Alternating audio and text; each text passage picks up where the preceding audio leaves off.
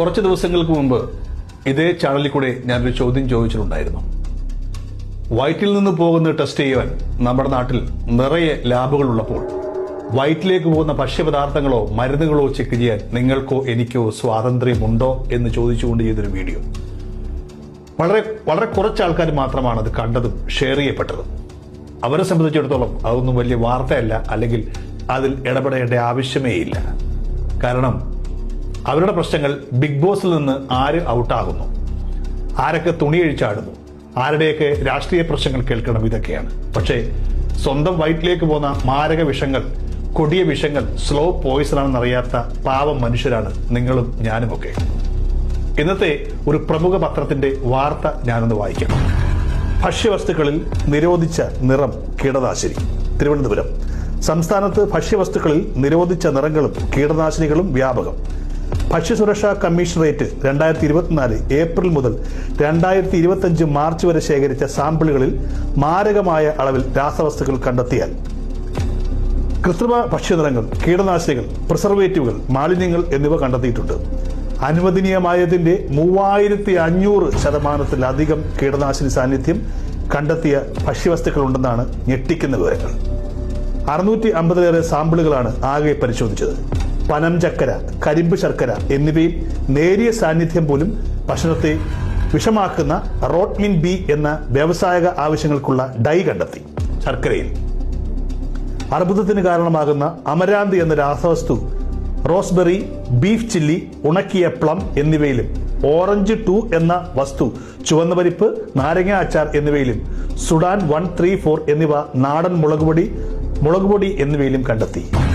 വിവിധതരം mixture, plum cake, ഏത്തയ്ക്ക ഉപ്പേരി, മുളകുപൊടി, കാശ്മീരി മുളകുപൊടി, തയ്യാറാക്കിയ ചിക്കൻ, മന്തി, അൽഫാം വിഭവങ്ങൾ, ശർക്കര, മല്ലിപ്പൊടി, മുഴുവൻ മല്ലി എന്നിവയിലും രാസവസ്തുക്കളുടെ സാന്നിധ്യം ആവർത്തിച്ച് കണ്ടെത്തിയെന്നാണ് പറയപ്പെടുന്നത്. ഇനി നിരോധിക്കപ്പെട്ട വസ്തുക്കൾ ഉള്ളത്: പ്ലം കേക്ക്, സോർബേറ്റ്, പ്രിസർവേറ്റീവ് 790%, ചോക്കോനട്ട് കോക്ക്, സോർബേറ്റ് എന്ന വസ്തു 740%, സോനാമുന്ദ്രിയിൽ അസപ്റ്റാമിപ്രിഡ് കീടനാശിനിയാണ് 3500%, കോവക്കയിൽ അസാഫേറ്റ് കീടനാശിനി 3200%, പച്ചമുന്തിരിയിൽ ക്രോസോംസി മിഥൈൽ കീടനാശിനി 3200%, ജീരകത്തിൽ മെറ്റാലെക്സിൽ കീടനാശിനി 1500%, ടെബുക്കോനസോൾ എന്ന ഒരു കീടനാശിനി, മല്ലിപ്പൊടിയിൽ ക്ലോർപൊറിഫോസ് ഈഥൈൽ എന്നത്, മുളകുപൊടിയിൽ എത്തിയോൺ കീടനാശിനി 1240 ഉണക്കമുളകിൽ ഡിഫാനോകനസോൾ 900-ലധികം, കാശ്മീരി മുളകുപൊടിയിൽ ഡിഫാനോകനസോൾ 2130-ലധികം,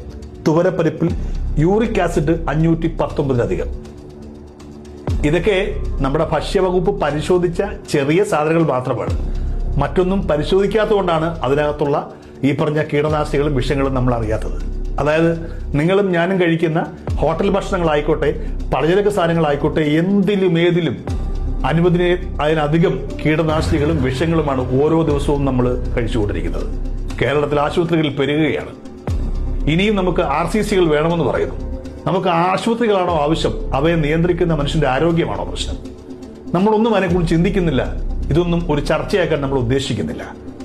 ഈ ഒരു വീഡിയോ പോലും നിങ്ങളിൽ പലരും കണ്ടിട്ട് നമുക്കെന്ത് വേണം എന്ന് ചിന്തിച്ച് കളയുകയാണ്.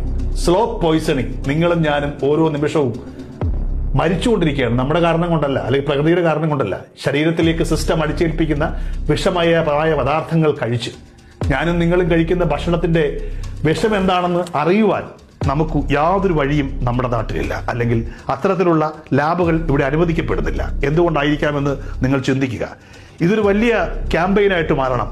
നമ്മുടെ നാട്ടിൽ ഓരോ മുക്കിലും മൂലയിലും ലാബുകൾ ഉള്ളതുപോലെ തന്നെ നമ്മുടെ വയറ്റിലേക്ക് പോകുന്ന ഭക്ഷ്യപദാർത്ഥങ്ങളും മരുന്നുകളും നമുക്ക് പരിശോധിക്കുവാൻ കഴിയണം. അതിന്റെ ക്വാളിറ്റി അറിഞ്ഞ് കഴിക്കുവാൻ കഴിയണം. അല്ലെങ്കിൽ നിങ്ങളും ഞാനുമൊക്കെ മാത്രമല്ല, നമ്മുടെ തലമുറകൾ പോലും ഇഞ്ചിഞ്ചായി കൊല്ലപ്പെട്ടുകൊണ്ടിരിക്കുകയാണ്. ഇത് ഞാൻ വെറുതെ പറയുന്നതല്ല. ഈ വാർത്തകളൊന്നും വെറുതെയുമല്ല.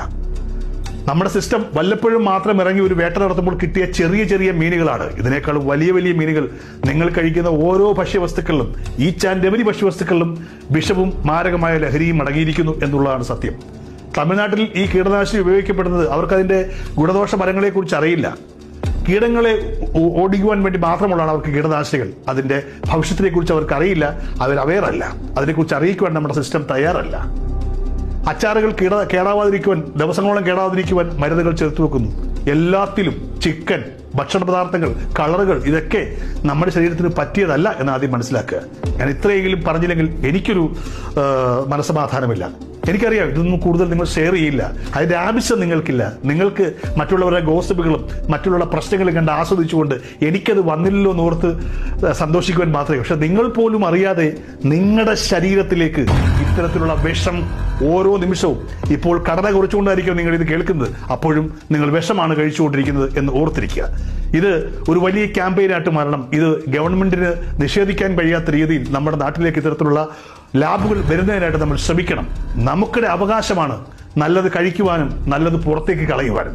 ഞാൻ ഒന്നുകൂടെ പറയുന്നു, വയറ്റിൽ നിന്ന് പോകുന്നതിന് മാത്രമല്ല ലാബുകൾ നമുക്ക് ആവശ്യമുള്ളത്, വയറ്റിലേക്ക് വരുന്നതിന്റെ ഗുണം അറിയുവാനും നമുക്ക് ലാബുകൾ ആവശ്യമാണ്. Out of court, the Legal Counseling Center Cochin. Legal awareness makes you more power.